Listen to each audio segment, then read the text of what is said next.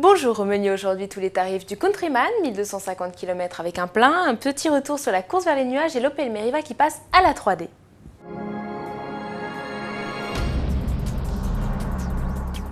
Mini dévoile les tarifs français de la Countryman. Les motorisations vont de 90 à 184 chevaux avec un premier tarif à 21 350 € pour l'entrée de gamme. La One Countryman équipée d'un bloc 4 cylindres de 98 chevaux. Deux autres motorisations essence sont disponibles, les Mini Cooper Countryman et Mini Cooper S Countryman, respectivement 122 et 184 chevaux. Cette dernière est la version la plus puissante de la gamme avec un couple de 240 Nm grâce à son moteur 4 cylindres avec turbocompresseur Twin Scroll. C'est également la seule motorisation essence à disposer de la transmission intégrale. Côté diesel, les tarifs plafonnent à 26 690 € avec le cœur de la gamme Countryman, la One D de 90 chevaux à 22 600 €. Cette version s'affirme comme la plus sobre de la famille avec seulement 4,3 litres au 100 et 113 g de CO2 par kilomètre. Il faudra donc déduire de la facture 500 € au titre du bonus écologique. La Countryman n'arrivera dans les concessions qu'à la mi-septembre. 1250 km avec un seul plein, c'est possible et pas avec une Mini mais avec une Mustang V6. Ford avait lancé en fin de semaine le 1000 Laps Challenge pour démontrer que sa Mustang pouvait allier sportivité et sobriété. Avec le pilote NASCAR David Ragan et 4 ingénieurs de son équipe, la Mustang devait accomplir 858 km avec un seul plein, soit 1000 tours du circuit de Bristol aux États-Unis.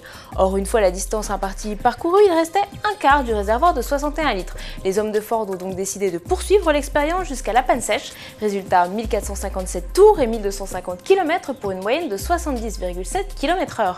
Ford a bien entendu loué l'efficacité de son nouveau moteur V6 de 3,7 litres et 305 chevaux couplé à une toute nouvelle boîte manuelle 6 rapports, mais une conduite très économique sans climatisation et à bas régime ont également permis de réaliser cet exploit. Eux ne courent pas après les litres d'essence mais après les secondes. Eux, ce sont les pilotes qui dimanche ont pris le départ de la fameuse course vers les nuages, l'ascension de Pikes Peak dans le Colorado. Pour la 5e fois consécutive, c'est cet homme, Nobuhiro Tajima, qui s'est imposé avec sa Suzuki en 10 minutes 11 secondes et 490 millièmes. Le japonais disposait d'une SX4 plus puissante avec 910 chevaux sous le capot et de nouveaux éléments aérodynamiques pour une adhérence maximale sur la piste sablée de la montagne. Nobuhiro Tajima conserve donc le record de l'épreuve établi en 2007 en 10 minutes 1 seconde et 408 millièmes. Derrière, personne n'a pu suivre le japonais. Paul Dallenbach termine 2e et Rhys Millen, qui visait la victoire dans cette catégorie Unlimited, a souffert de problèmes de transmission et de frein. Il ne se classe que 3e.